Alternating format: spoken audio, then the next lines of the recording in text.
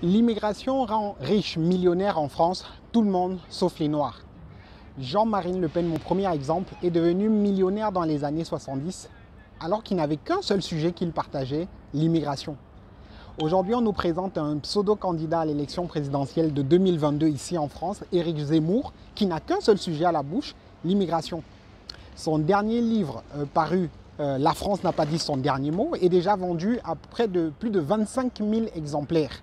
Ce monsieur devient petit à petit millionnaire uniquement sur ce sujet qui est l'immigration. Pour ne citer que de ces deux-là, je remarque, je constate que l'immigration, donc les Noirs de France, les afro-descendants, sont un fonds de commerce, sont devenus un fonds de commerce pour plusieurs, sauf eux-mêmes. Dans cette vidéo, l'idée c'est de se poser la question comment les autres parviennent à nous transformer en fonds de commerce alors que nous-mêmes, nous n'en profitons pas du tout. Est-ce que c'est parce que nous manquons de vision, d'éducation, de clarté, d'intelligence? C'est parti. Bonjour et bienvenue à toi sur cette chaîne Diaspora Décomplexée. Si tu ne me connais pas encore, je suis Alexis Mbakov, diaspora sociologue. Sur cette chaîne, nous abordons de façon décomplexée les problématiques, les difficultés de la diaspora afin d'y apporter des solutions concrètes, pratiques pour que la diaspora soit la plus forte, riche et puissante financièrement. Nous sommes forts ici. Aujourd'hui, je voudrais aborder avec toi la question toujours de l'éducation. Nous sommes toujours sur l'éducation de nos enfants et cette fois-ci, je voudrais l'orienter sur le plan des ambitions, sur le plan de la vision sociétale. Je constate et je remarque que alors que les élections 2022 se préparent ici en France, nous n'avons aucun candidat d'origine étrangère, notamment colorée. Nous n'avons aucun candidat qui pourrait représenter la diaspora. Et ce qui me choque encore le plus, c'est que plusieurs se font du gombo, plusieurs se font de la maille, plusieurs deviennent millionnaires sur notre dos et nous n'en profitons pas, nous n'en bénéficions pas du tout. Donc le cas d'occurrence aujourd'hui, c'est Éric Zemmour. Donc je veux parler de ce monsieur, poser simplement la question, est-ce que vous avez remarqué que ce monsieur est clairement en train de faire son business? Donc il a attendu, calculé le temps des élections pour sortir son livre et faire un petit jeu du genre, il se présenterait comme candidat aux élections présidentielles pour faire vendre son livre qui s'appelle « La France n'a pas dit son dernier mot ». Et bientôt, on entendra que Éric Zemmour est devenu millionnaire parce qu'il suffit qu'il vende de 100 000 exemplaires à 10 € pour avoir 1 million d'euros. Donc, je constate clairement que, afro que nous sommes le fonds de commerce pour plusieurs. Qu'en est-il de nous là-dedans?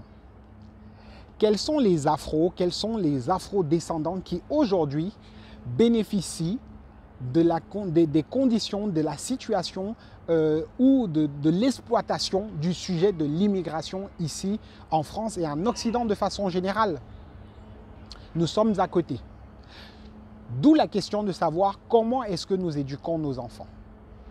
Est-ce que nous communiquons cette vision, ces challenges à nos enfants pour être des visionnaires dans la société, pour contribuer à la prise de leur place dans cette société, à prendre leur place de gouvernance dans ces pays où nous rêvons toujours d'un retour dans un pays que nos enfants ne connaissent même pas? C'est la question que je veux poser. Et je pense que ça va choquer plusieurs. Ça va déranger plusieurs dans le sens où nous vivons ici, mais nous sommes en mode... nous subissons toujours, nous nous plaignons, mais nous ne pensons pas à quelle action, nous ne réfléchissons pas à qu'est-ce que nous pouvons mettre en place pour que les choses changent. Et aujourd'hui, je veux te proposer une solution, c'est d'éduquer ton enfant pour qu'il soit le président de demain. Oui, et cela est possible. Souvenez-vous, Martin Luther King, le 28 août 1963, a fait ce discours « I have a dream ». Et 45 ans plus tard, on a vu ce que ça a produit aux États-Unis, un premier président noir dans la première puissance mondiale. Donc si tu commences le travail aujourd'hui dans ta maison, si tu commences le travail aujourd'hui dans ton foyer, c'est possible que demain nous puissions voir un président noir. Maintenant, certains vont me dire, mais ça ne va rien changer, la condition des Noirs aux États-Unis n'a pas changé, qu'est-ce que ça a apporté aux Noirs? Clairement, ça a apporté l'Obamacare. Mes chers amis, avant aux États-Unis, si tu n'avais pas d'argent lorsque tu arrivais à l'hôpital, tu mourais. Et quelles sont les populations qui arrivent dans les hôpitaux et qui n'ont pas d'argent? Eh bien, ce sont les gens comme moi. Et depuis l'Obamacare, plusieurs vies sont sauvées. C'est avec des petits pas qu'on transforme le monde. Je souhaite et je veux voir un président noir ici en France. Et si toi, tu partages cette vision, alors commence à éduquer, commence à travailler dans ce sens-là.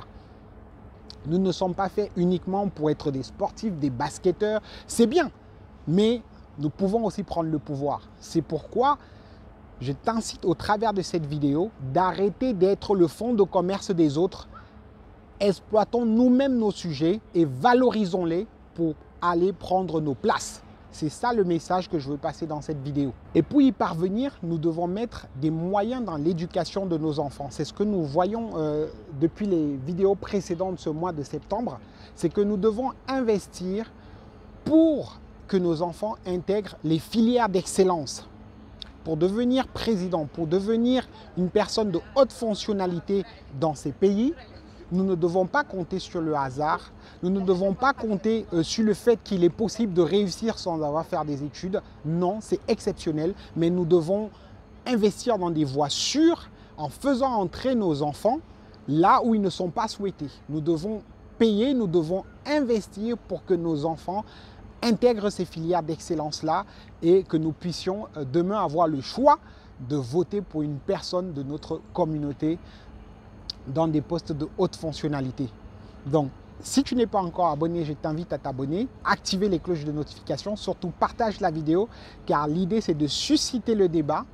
Pourquoi est-ce que les autres deviennent riches, millionnaires sur notre dos pendant que nous observons, pendant que nous nous plaignons? C'était l'idée partagée dans cette vidéo. Discutez-en, parlez-en et dites-moi surtout en commentaire ce que vous en pensez. Est-ce qu'il est possible que le sujet de l'immigration transforme des Noirs en millionnaires ici en France, en Allemagne, en Espagne et pas seulement les autres? Donc, c'était ça ma question. J'attends vos réactions. Nous sommes forts ici.